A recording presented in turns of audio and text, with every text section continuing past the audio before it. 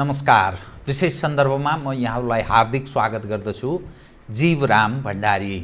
आज यहाँहरू सामुन्ने उपस्थित हुनुहुन्छ डाक्टर राजेश ऐराज। उहाँ अध्येता हुनुहुन्छ, एउटा लेखक पनि पत्रकार पनि। नेपालको समग्र पछिल्लो अवस्था हेर्दा कता कता हामी जो आश गरेका थियौँ अलि निराशा उन्मुख देखिन्छ। निराशाको कुरा गर्यो भन्दा किन निराशा, आश मात्रै गर्नुपर्छ भन्ने दृष्टिकोण राख्ने मानिस पनि छन्। तर एउटा अध्येताको नजरमा डाक्टर राजेश ऐराज कसरी हेर्नुहुन्छ समग्र विषयलाई? आज म उहाँसँग नेपालको समग्र देखा परेको राष्ट्रिय राजनीतिक घटनाक्रम, मूलतः परिवर्तित राष्ट्रिय राजनीतिक घटनाक्रमले के सङ्केत गर्छ, कुन गो पहिल्याउन लागेको छ भन्ने विषयलाई केन्द्रमा राखेर केही सूचनामूलक ढङ्गका केही विश्लेषणात्मक कुराकानी गर्नेछु। सर्वप्रथम म उहाँलाई स्वागत गर्छु। स्वागत छ। धन्यवाद। नमस्कार। अब म सिधै विषयमा प्रवेश गरेँ है। मुलुकको पछिल्लो एकपछि अर्को कस्तो अवस्था छ भने कोभिड-19ले संसार अप्ठ्यारो अवस्थामा छ। नेपालीहरू झन अप्ठ्यारो अवस्थामा प्रवेश गरेका छन्, किनभने हामी आयातमुखी छौँ। तर एकपछि अर्को राष्ट्रिय राजनीतिक घटनाक्रमका अगुवाहरू जसलाई हामी राजनेताको संज्ञा दिने प्रयत्न पनि गर्छौँ, कतिपय मानिसले राजनेता शीर्ष नेता, तर एकपछि अर्को घटना हेर्दाखेरि हामी अप्ठ्यारो अवस्थामा प्रवेश गर्न लागेको हो कि सम्हाली खान सक्दैनन् कि भन्ने जस्तो तस्बिर देखा पर्छ। चाहे राष्ट्रिय मुद्दामा होस्, राष्ट्रियताको सवालमा होस्, जनजीविकाको सवालमा होस्, या अरू पनि सामाजिक विशृङ्खलताको अनि मात्रै के हुन नसकेको राष्ट्रिय राजनीतिक तागत हौँ भन्नेहरू बिच पनि एकमत छैन। यो समग्र तस्बिरले नि लामो क्वेसन, यो समग्र तस्बिरले हामी कता प्रवेश गर्दैछौँ, के हुन सक्ला? मैले यहीँबाट सुरु गरेँ, यससँग जोडिएका विषय त क्रमशः उठान गर्छु नि, कृपया। यसमा दुईटा पक्ष छ। पहिलो पक्ष के हो भने नेपालको सन्दर्भमा नेपालका नेताहरूले जनताका लागि राजनीति कहिले गर्दैन, जनतासँगै राजनीति गर्छ। अर्थात् जनतालाई भिडाउने, दलितलाई जनजातिसँग, जनजातिलाई महिलासँग, महिलालाई मधेसीसँग, मधेसीलाई खससँग, जनतासँगै भिडाइराख्ने र त्यसैलाई राजनीति ठानिराख्ने। त्यसका कारणले के हुँदै भयो? त्यो के प्रयोजनका लागि उनीहरूले त्यो गर्छन्? इन्टेन्सन, नियत उनीहरूको मात्र सत्तामा पुग्नको लागि जनतालाई मारेर हुन्छ कि, जनतालाई झुक्याएर हुन्छ कि, जनतालाई ठगेर हुन्छ कि, जनतालाई बर्गलाएर हुन्छ कि, त्यो खालको सत्ता प्राप्तिलाई केन्द्रमा राखेर गरिने अभ्यासलाई उहाँहरूले राजनीति भन्नुहुन्छ। र मेरो बुझाइ के हो भने राजधर्म पालन गर्न नसक्ने पात्रहरू नेता होइनन्। त्यही भएर म घरिघरि भन्ने गरेको छु कि नेपालमा लिडर जन्मेन, डिलर मात्रै जन्मियो। डिलर। तपाईँले सोध्नुभएको प्रश्नको अर्को पाटो के हो भने कृपया, जब व्यक्तिको नागरिकता र देशभक्ति एउटा मुलुकको लागि भइदिएन भने, मान्छेको नागरिकता र देशभक्ति एउटै मुलुकको लागि भइदिएन भने त्यो पात्रहरूको जीवन असहज मात्र होइन, अपमानित पनि हुँदै जान्छ। एउटै मुलुकका लागि भन्ने शब्द प्रयोग गर्नुभयो नि तपाईँले। हो। के त्यस्तो देखिन्छ? व्यवहारमा त देखियो। यो बिचको जुन हामीले सङ्घर्ष हेर्दैछौँ, चाहे त्यो प्रजातन्त्र आओस्, चाहे गणतन्त्र आओस्, चाहे जनताका लागि राजनीति गर्दैछु भन्ने अभ्यास भइराखेको भनियोस्, हामीले त भनिराख्दा के जसका लागि परिवर्तन ल्याउँदैछु भने ती परिवर्तन त्यसका भान्सासम्म पुग्यो त? के गणतन्त्र आम नागरिकको आँगनमा आइपुग्यो त? पुगेन नि। भनेपछि यो फलानु राजा हो, फलानु शासक हो, फलानु सामन्ती हो, यिनले चाहिँ 5-7 जना मान्छेलाई मात्रै रोजगारी दिनको लागि व्यवस्था रोकेको छ भन्नेहरू 17,000 मान्छे मारेर आउँदा एकजनाले एउटा परिवारको 15-15 जनालाई ठुल्ठुलो ठाउँमा नियुक्ति गरे। राजासँगको प्रतिस्पर्धा देखियो नि त। के देखियो भने यो राजा हटाउँ र हामी सबैजना टोल पिछे राजा बनौँ भन्ने देखियो। सुविधा लिने शर्त, सुविधाको लागि मात्रै। अर्थात् आफू सुविधामा बस्ने र जनतालाई दुविधामा राख्ने, यही राजनीति हो। हामी मिलेर ठग्नुपर्छ र छुट्टिएर रुनुपर्छ भनेर अभ्यास देखाए। मिलेर ठग्ने, छुट्टिएर रुने त्यो अभ्यास देखाए। त्यसले गर्दा के हुँदै गयो भने मुलुक बिस्तारै बिस्तारै जनताका लागि बाध्यात्मक भूगोल बन्दै गयो। म फेरि दोहोऱ्याउँछु, कृपया। आफ्नै मातृभूमि, आफ्नै नागरिकका लागि बाध्यात्मक भूगोल भएर गयो।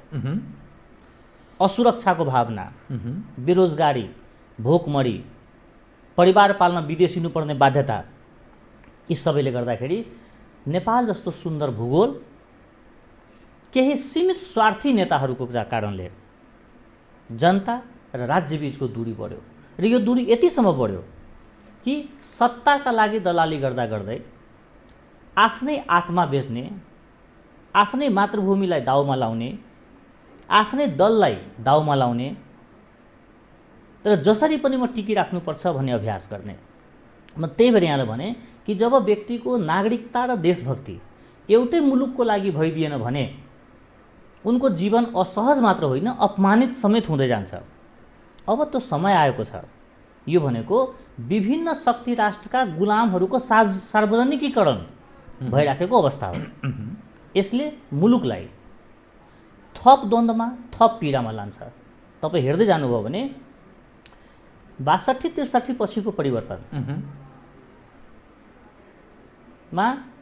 समग्रमा हेर्दाखेरि सीमित नेताहरू मात्रै यसका लाभ लिए।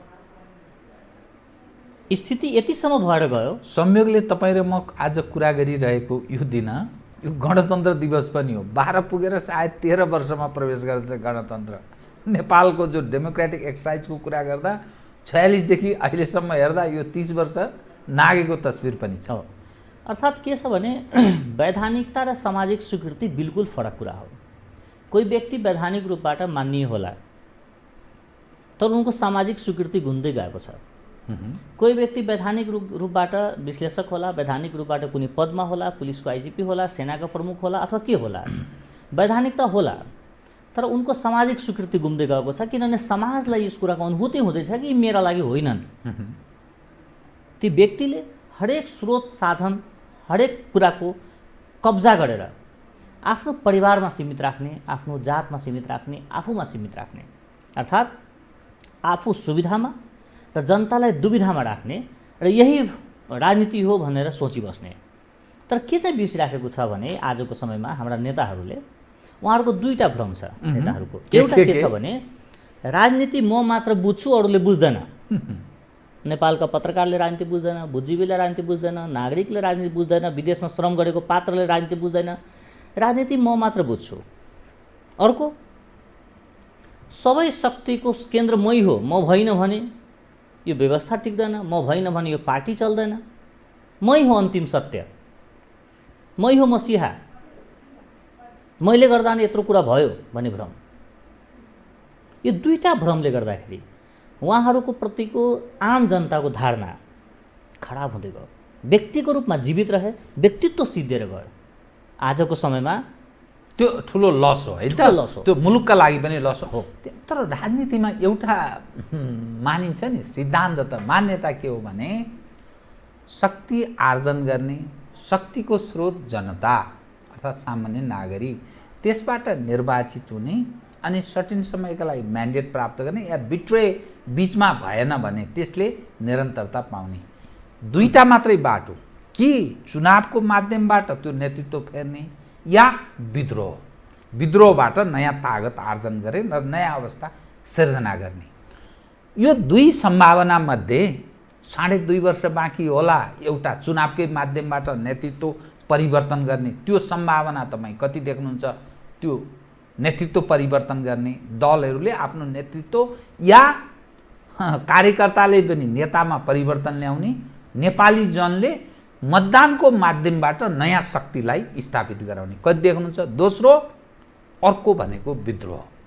विभिन्न प्रक्रिया अन्तर्गत विभिन्न खाले विद्रोहहरू हुनसक्छ, शस्त्र अस्त्रविहीन हुनसक्छ, शस्त्रसहितको हुनसक्छ, अथवा अरू खाले पनि आम त्यो जसरी गान्धीले गरेको अर्को खालको त्यो गान्धीगिरी भन्छ नि अथवा सत्याग्रह। तपाईँ कुन सम्भावना देख्नुहुन्छ र यो असन्तुष्टिको तपाईँले विभिन्न जसरी प्रस्तुत गर्नुभयो यो कुन देख्नुहुन्छ सम्भावना? म यो सँगसँगै एउटा तेस्रो शब्द पनि थप्छु, त्यो भनेको अवज्ञा। अवज्ञा भनेको मैले आज आफ्नो सामाजिक सञ्जाल मार्फत लेखेँ कि म आज दीपावली मनाउँदिनँ किनभने मेरा आँगनमा लासहरू परेको छ भने मैले आजको सन्दर्भलाई राखेर, किनभने बिकको लासले न्याय पाएन। कीर्तिपुरमा नाम्लो बोकेर एउटा तामाङबा भोकै मर्नुभयो र प्रदेश नम्बर 2 मा जनकपुरमा एकजना युवा यादव युवा भोकै मरे गणतन्त्र के अरे यो कोरोनाको चपेटामा परेर। 3 तहको सरकार छ र नागरिक न्यायसम्म पाउन सकेको छैन, खानासम्म नपाएर मरिराखेको छ। त्यही मैले भने कि सरकारले दीपावली मनाऊ भनेर आह्वान गर्दा मैले म दीपावली मनाउँदिनँ किनभने मेरो आँगनमा लासहरू छ भने जसलाई अवज्ञा गयो तपाईँले? मैले अवज्ञा भने। हाम्रो मुलुकमा अब के भइराखेको छ भने अब नागरिक समाज, अब सञ्चार माध्यम, अब आम नागरिक राजनीति बुझ्न थालेको छ। यदि भन्नुहुन्छ भने अहिलेका नेताहरूभन्दा बढी बुझ्न थालेको छ। त्यो क्षमता विकास गरे एक हिसाबले त्यो त उपलब्धि पनि हो। फेरि यसले के गर्छ भने नेताहरू कि सप्रिन्छन् कि सिद्धिन्छन्, कि सप्रिन्छन् कि सिद्धिन्छन्। यिनीसँग तेस्रो विकल्प छैन। सप्रिने सम्भावना कति देख्नुहुन्छ, सिद्धिने सम्भावना कति? 50-50 को हिसाबले कुरा गर्दा कुन प्लस छ? मैले 1 वर्ष पहिला तपाईँसँगै अर्को एउटा टेलिभिजनमा अन्तर्वार्ता दिँदा भनेको थिएँ कि यदि यो नेताहरू विदेशीहरूको पाउँ पूजा गर्न नछोड्ने हो, यदि यो नेताहरू देश र जनताको हितमा राजनीति नगरिदिने हो र यदि यो परिवर्तन जनताको भान्सामा नपुग्ने हो भने यो मुलुक 5 वर्षमा गृहयुद्धमा प्रवेश गर्छ भनेको थिएँ। 1 वर्ष पुग्यो। 1 वर्ष पुग्यो। अबको 4 वर्षमा तपाईँ हेर्नुहोला कि जनता यति धेरै आक्रान्त हुन्छ कि नेतालाई आफ्नो ज्यान जोगाउन गाह्रो हुन्छ। यसलाई उहाँहरूले धम्कीको भाषामा नबुझिदिनु होला, मेरो आदर छ उहाँहरूप्रति कि सप्रिनुहोस्। जनता, नेपालका जनताहरू मौन छन्, मूर्ख छैनन्। म फेरि दोहोऱ्याउँछु, आम नेपाली मौन छन्, मूर्ख छैनन्। उनलाई थाहा छ कि गणतन्त्रको तपाईँले ल्याएर आफ्नो परिवारभित्रको कति मान्छेलाई तपाईँले सांसद बनाउनु भयो, आफन्तहरूलाई कुन कुन पदमा नियुक्त गर्नुभयो, जनताको छोराछोरीको हातबाट किताब खोजेर बन्दुक थमाउनु भयो र आफ्नो छोराछोरीलाई अमेरिका, इन्डिया, भारत के अरे चाइना अरू मुलुकमा स्नाकोत्तर र विद्यावारिधि गर्न पठाउनु भयो। जनता जानकार छ। तपाईँका मन्तव्य र तपाईँको गन्तव्य बिचको दूरीको बारेमा जनता जानकार छ। तपाईँको बेइमान अभिव्यक्ति र जनताको पीडाको विषयमा जनता जानकार छ। जनताको घरमा लास र तपाईँको घरमा सुटकेस पुगेका कुराहरू जनता जानकार छ। त्यही भएर नेपालीहरू मौन छन्, मूर्ख छैनन्। जनतालाई थाहा छ कि उनका धन र धर्म लुटेर परिवर्तन ल्याइदिन्छु भनेर तपाईँले जनता ठग्नु भएको छ र त्यो ठगिएका पात्रहरूको नयाँ पुस्ता आइसक्यो। त्यो पुनः दोहोऱ्याउँछु, ठगिएका परिवारबाट नयाँ पुस्ता आइसक्यो। त्यो नयाँ पुस्ताले माफी होइन, न्याय गर्छ। त्यो मौनता, मौन जुन भन्नुभयो नि, त्यो मौन कमजोरीको पक्ष हो, सङ्गठितसँग असङ्गठित भिड्न सक्दैन भन्ने हो, या तत्कालका लागि सरेन्डर हो भन्ने अर्थमा बुझ्ने? त्यो शक्ति सञ्चय पनि हुनसक्छ। असङ्गठित जनताले त्यो सङ्गठित तागतसँग कसरी भिड्ने सामर्थ्य लाग्छ? किनभने सलाइका एउटा किल्लाले लाखौँ रुख जलाउँछ र एउटा रुखका एउटा हाँगोबाट लाखौँ सलाइका किल्लाहरू गर्न सक्छ। त्यही भएर नेतृत्वबाट गरिएका विभेदहरू, रङ्गभेदहरू, जातीय अत्याचारहरू, भ्रष्टाचारहरू, जनताले पाएको दुःखहरू, व्यथितिहरू, आफ्नै मुलुकमा आफै असुरक्षित हुनुपर्ने अवस्थाहरू, यीबाट हरेक व्यक्ति, म हरेक व्यक्तिको कुरा गर्दैछु, हरेक व्यक्ति प्रत्यक्ष वा अप्रत्यक्ष रूपबाट पीडित भएको छन्। तपाईँ मधेसतिर फर्केर हेर्नुहोस्, मधेसतिर फर्किनु भयो भने 118 जनाको बलि प्रदान भएको छ। बलिदान होइन, त्यो बलि प्रदान हो। झुक्काइएर बोलाइएको छ, भनिएको छ आऊ मर 50 लाख दिन्छु, आऊ मर जागिर दिन्छु, आऊ मर मेरो सरकार भयो भने म तिमीलाई यो सुविधा दिन्छु भनेर हाम्रा नेताहरूले भनेका थिए। उनीहरू आए, मरे, के पाए? एक थान भैँसी, एक थान भैँसीको लागि शहादत दिएको होइन नि। नेताले 2 करोडको गाडी चढ्ने, शहीद परिवारले भैँसी पाउने, त्यसका लागि ल्याएको गणतन्त्र, त्यसका लागि ल्याएको संहिता। एकैजना व्यक्तिले 6 पटक सहमति गरेर सरकारमा गए। किन गए? 32 वटा सम्झौता भएको छ यो लाड 33वटा भइसक्यो। अब मधेससँग न्याय दिलाउँछु भनेर भएका 33वटा सम्झौताको परिणाम के हो? त्यो 72वटा मन्त्री हो। कोही व्यक्ति मन्त्री बनोस्, कसैको श्रीमती सांसद बनोस्, कसैको छोरो जीएम बनोस्, कसैको भाइ के भन्छ अध्यक्ष बनोस् भनेर मधेसमा आन्दोलन भएको थियो? होइन नि। मधेसका जनता आन्दोलित भएका शिक्षा, स्वास्थ्य, समानता, समन्वयका लागि हो। कोही मान्छे नमरुन्जेल अध्यक्ष भइराखोस् भन्नको लागि होइन। कसैको श्रीमती, कसैको भाइ जो गैर राजनीतिक पात्र थिए उनी फलानुको नाता परेकै भरमा फलान ठाउँमा आउनुपर्छ भनेर होइन। जनतालाई ठग्ने कहिलेसम्म?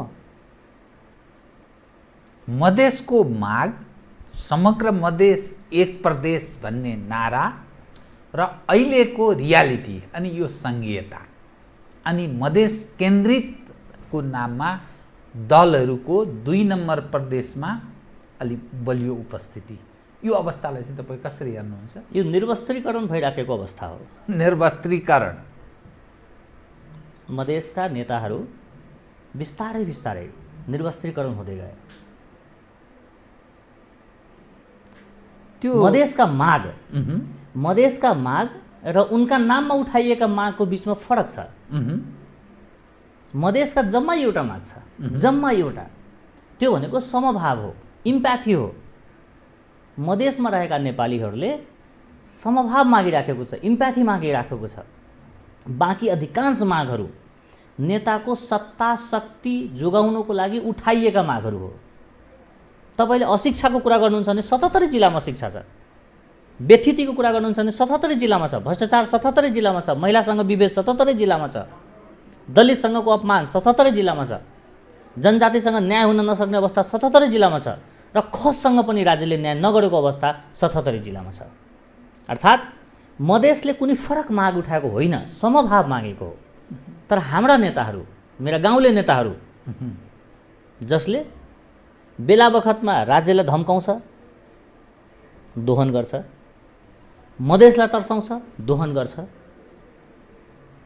घर खर्चका लागि राजनीतिमा ओर्लेका पात्रहरूलाई नेता भनिदिनु पर्ने मेरो बाध्यता छ।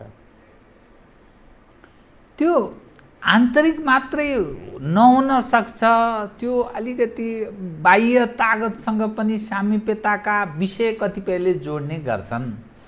तपाईँ अलिक गहिरो मधेस मामिलाको पनि राम्रो जानकारी राख्ने व्यक्ति भएको हुनाले बल्ल एउटा लेखक, पत्रकार, तपाईँले अलग खालको चाहिँ आफ्नो स्थापित गर्नुभएको छ।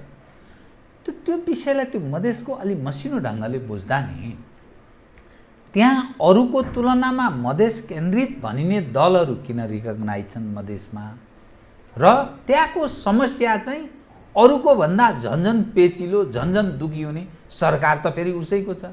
मधेस केन्द्रित भनिनेकै 2 नम्बर प्रदेशमा त सरकार छ। झन् अप्ठ्यारो अवस्था। यो बिचको भेदलाई कसरी हेर्ने? यसका दुईटा पर्सपेक्टिभ छ। एउटा पर्सपेक्टिभ के छ भने जिल्ला प्रहरी कार्यालयमा गाउँमा मान्छे समात्नु पर्दाखेरि एसपी आफै जाँदैन, सिपाही हवलदार पठाउँछ। जो गाउँमा जति बढी जान्छ उसलाई गाउँले त्यति बढी चिन्दो रहेछ।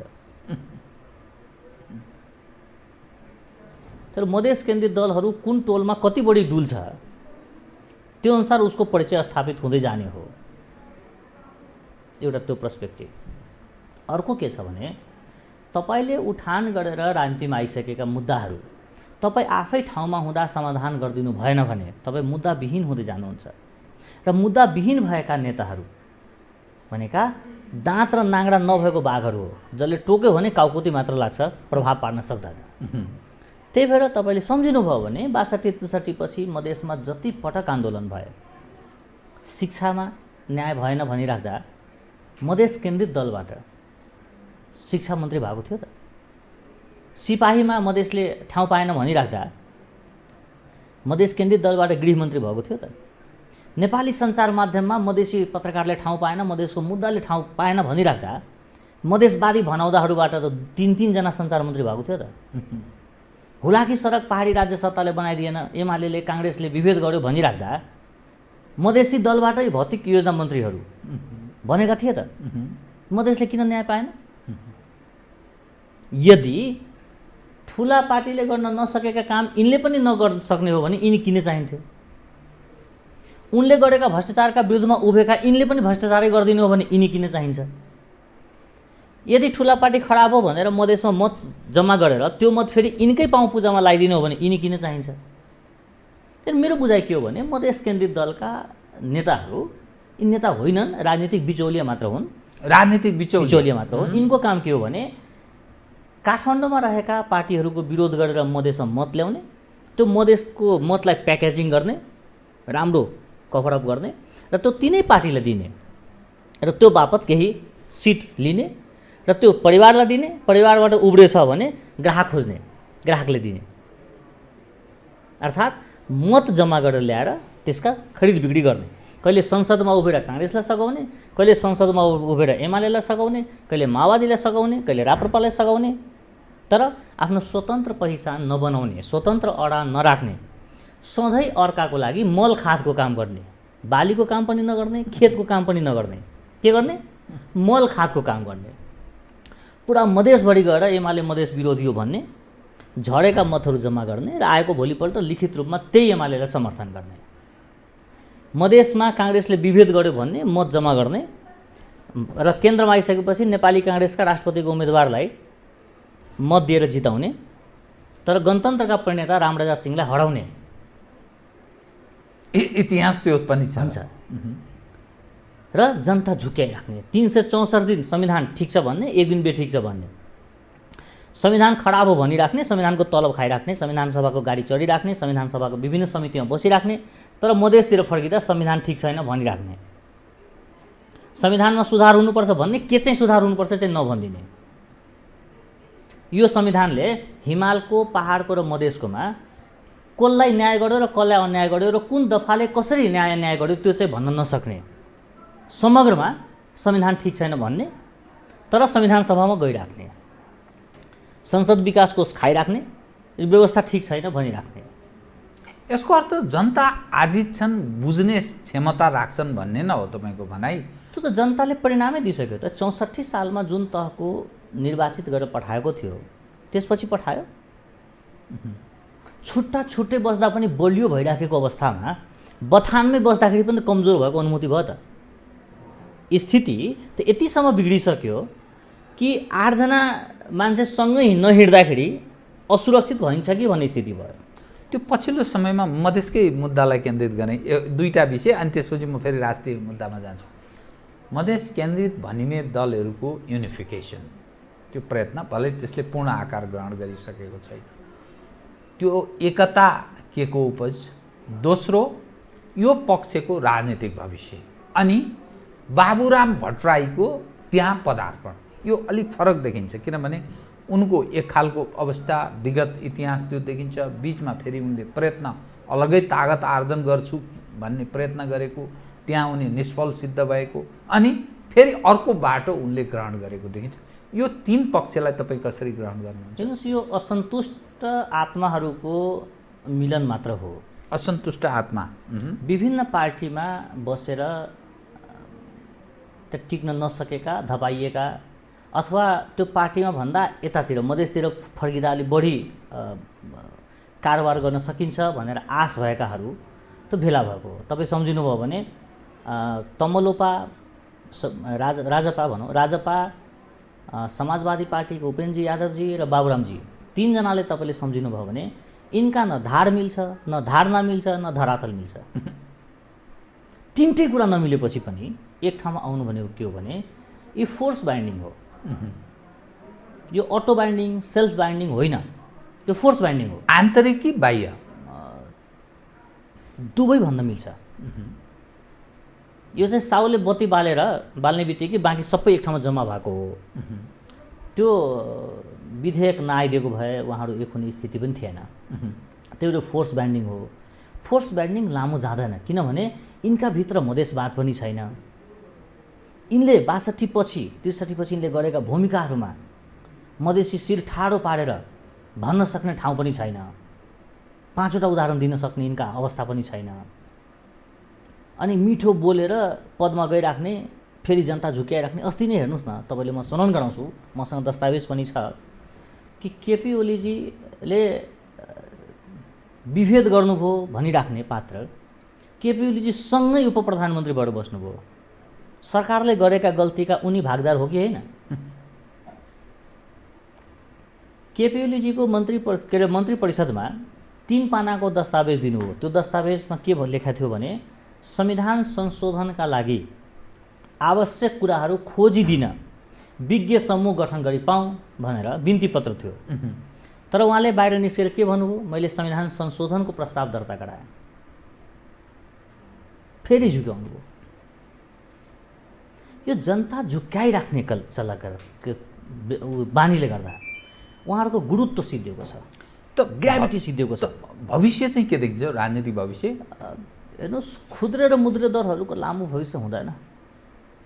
त यसको अर्थ तराईमा पनि जसरी अहिले नेपाली युवा युवतीहरू पलायन विदेश गएका कारण भूमि बाँझो छ भनिन्छ नि, त्यहाँ चाहिँ हराभरा बनाउन सकिन्छ भने चाहिँ राजनीतिमा पनि तराईमा पनि त्यो खाली छ ठाउँ, अनि समग्र राष्ट्रिय राजनीतिमा पनि खाली छ। यो नेतृत्वले जनभावनाको साँचो मानेमा नेतृत्व गर्न सकेको छैन, सक्दैन भन्ने तपाईँको दाबी?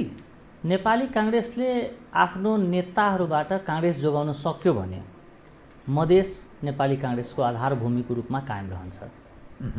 म फेरि दोहोऱ्याउँ, आधारभूमिको रूपमा जो विगतमा थियो त्यो कायम रहन सक्छ। त्योभन्दा पहिलोको लाइन के थियो भने नेपाली काङ्ग्रेसले आफ्ना केही शीर्षस्थ नेताहरूबाट काङ्ग्रेस जोगाउन सक्यो भने, काङ्ग्रेसीले काङ्ग्रेस जोगाउन सक्यो भने मधेस उनका आधारभूमिको रूपमा कायम रहन्छ।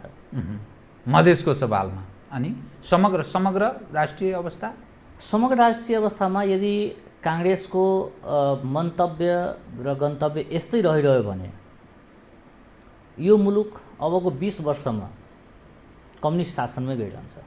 कम्युनिस्टकोमा जान्छ भन्ने आधार के? जस्तै केपी ओलीजी जुन प्रयत्न गरिरहनु भएको छ, उहाँ आफै सङ्कटमा, यसकारण सङ्कटमा यो कोभिड-19 अनि एमसिसी, अनि त्यसमा फेरि भारतले अर्को सहयोग गरिदियो, लिपुलेख, लिम्पियाधुरा र कालापानीको त्यो नक्सा उनले आफ्नो क्षेत्रमा प्रयोग गरे। फलत त्यसको रियाक्सनले केपी ओलीजीलाई राजनीतिक रूपले लाभ प्राप्त भएको देखिन्छ। तर सङ्कट फेरि उहाँमाथि मडाइरहेछ। अब उहाँको विकल्पको रूपमा प्रयत्न गरेका प्रचण्डजी already tested, Madhavji already tested, वामदेवजीको झन् अर्कै छ स्थिति।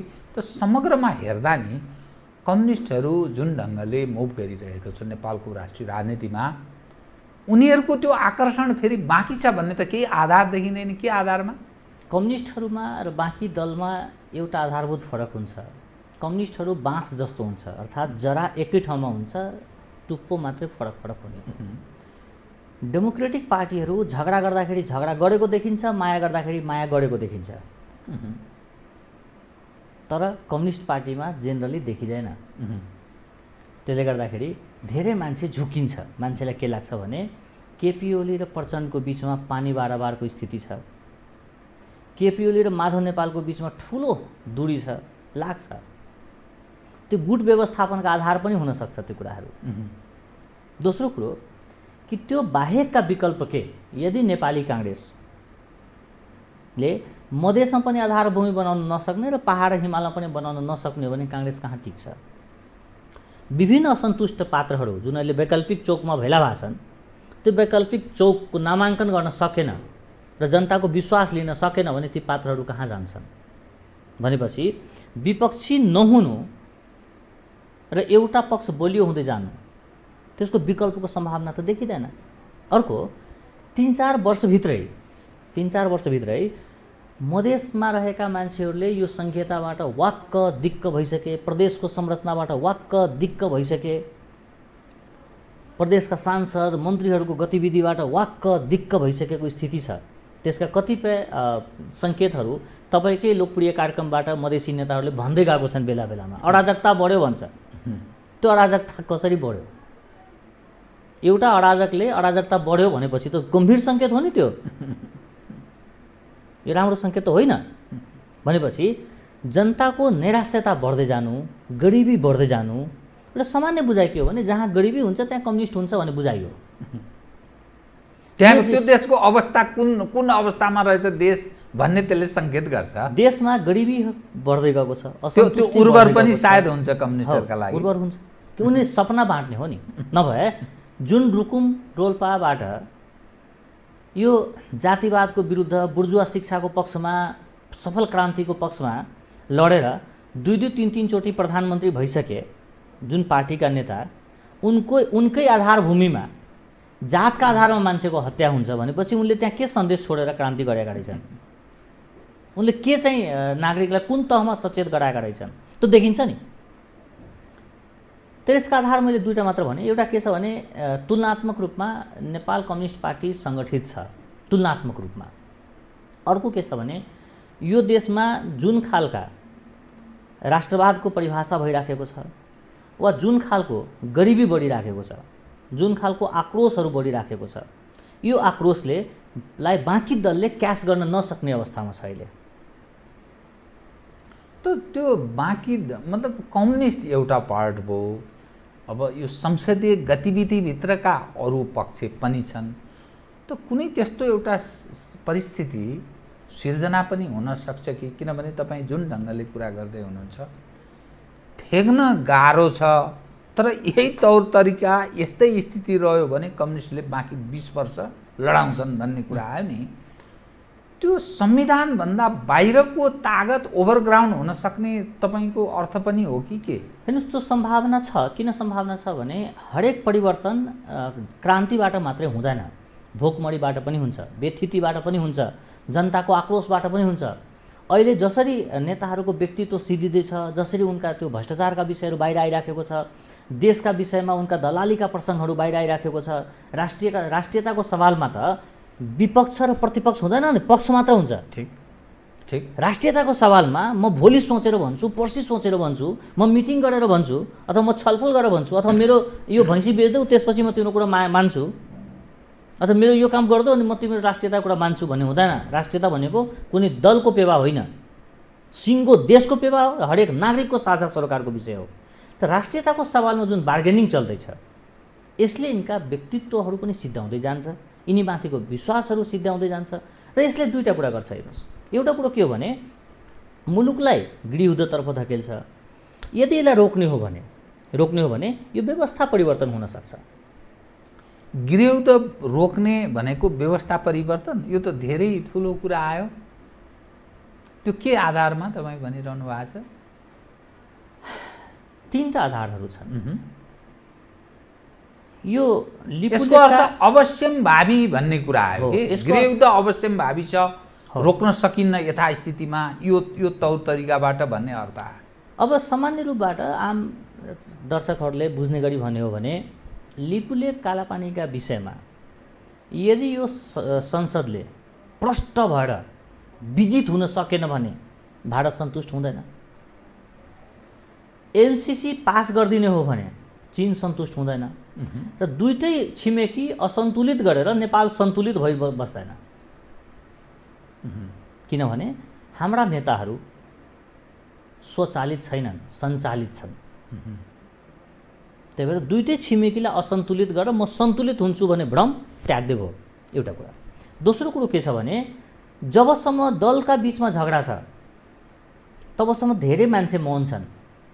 जब मुलुकको अखण्डताको कुरा आउँछ, जब नेपालको अस्मिताको कुरा आउँछ, जब देशको भविष्यको कुरा आउँछ, यहाँ एउटा पनि सिपाही मौन बस्दैन। चाहे त्यो सेनाको वर्दीमा होस्, चाहे त्यो पुलिसको वर्दीमा होस्, चाहे सशस्त्रको वर्दीमा होस् या यस्तो वर्दीमा होस्।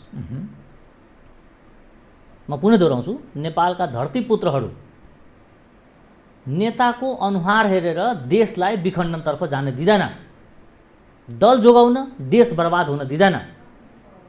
देश प्राथमिकतामा रह्यो, दल गौण विषय हुन सक्छ। त्यही भएर अहिले शान्त भएका व्यक्तिहरू, शान्त भएका संस्थाहरू, शान्त भएका निकायहरू यिनका समर्थक होइनन्।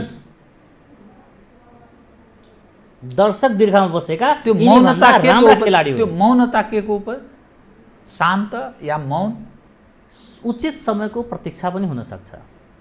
एउटा विरोधाभास आयो नि तपाईँ, 20 वर्ष कम्युनिस्टहरूले राज गर्न सक्छन् भन्ने एक, अर्को यो सिस्टम यस्ता स्थितिमा रहँदैन अब भन्ने विषय, यो अलिक विरोधाभास आएन। किन आएन भने यदि यही मैले के भन्यो भने उन नेताका मन्तव्य गन्तव्य यस्तै भइराख्यो भने यो देश कम्युनिस्ट शासन हुन सक्छ, गृहयुद्धमा जान सक्छ।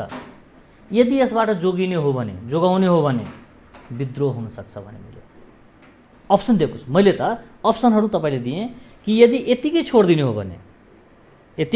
हो भने नेपालसँग भारत र चीन दुवै रुष्ट हुन्छ र नेपाल थप गरिबी, थप विभेद, थप अन्याय, थप हिसाब जान सक्छ।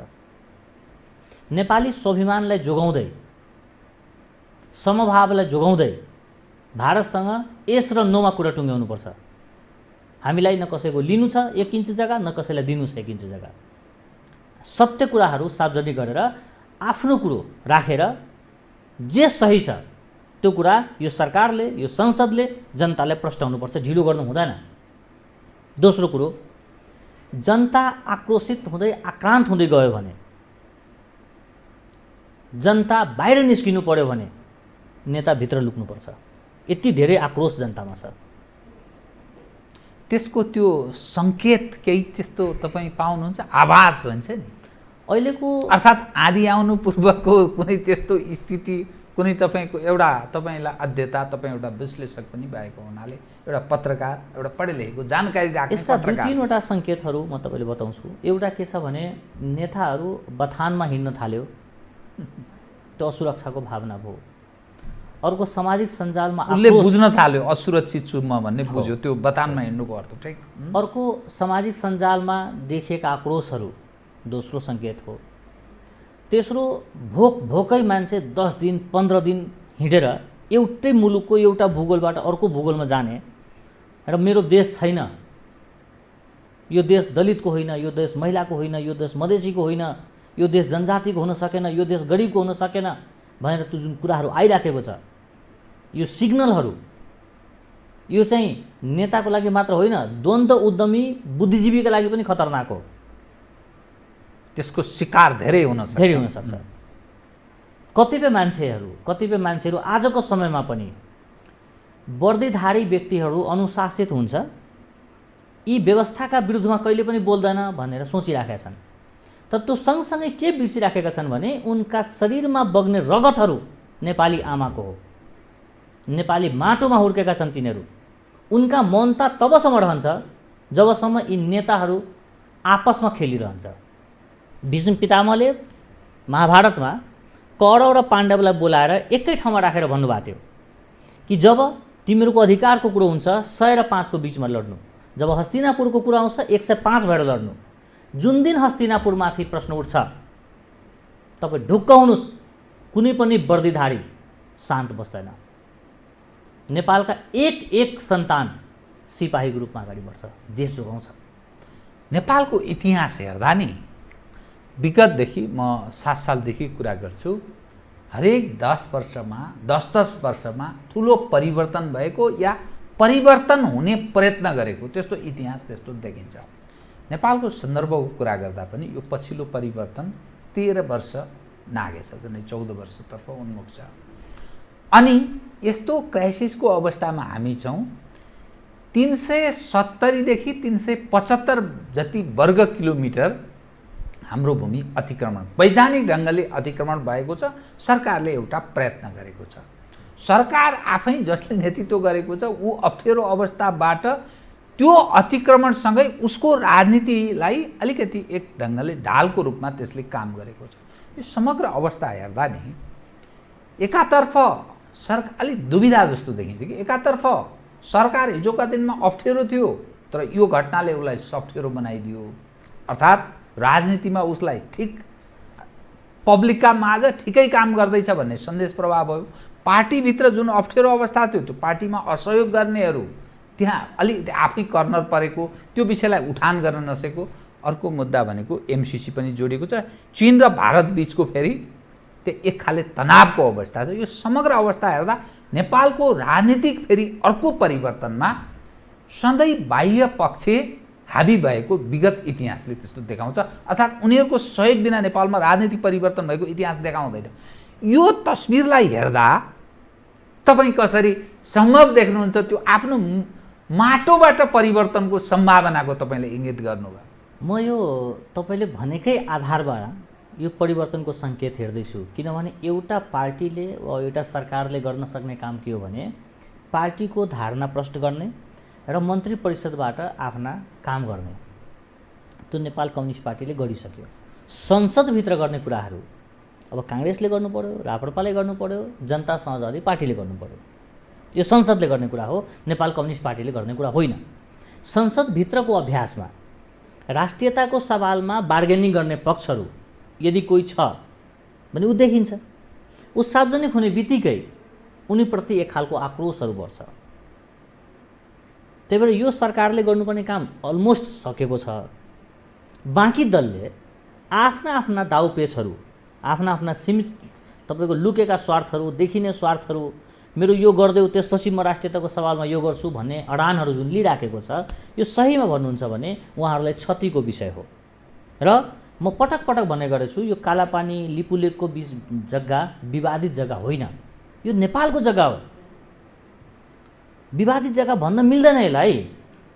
यो मेरो भूमि हो। यो ठिक छ, मेरो मित्र बसिराखेको थियो, भोलि पनि बसिराख्न सक्ला, त्यसका कहीँ आधारहरू हुनसक्छ। मैले 7 वटा समाधानहरू बताएको थिएँ कि सीमा समस्या, नेपाल भारत जस्ता मुलुकमा सीमा समस्या समाधान गर्ने 7 वटा आधार हुन्छ भनेको थिएँ।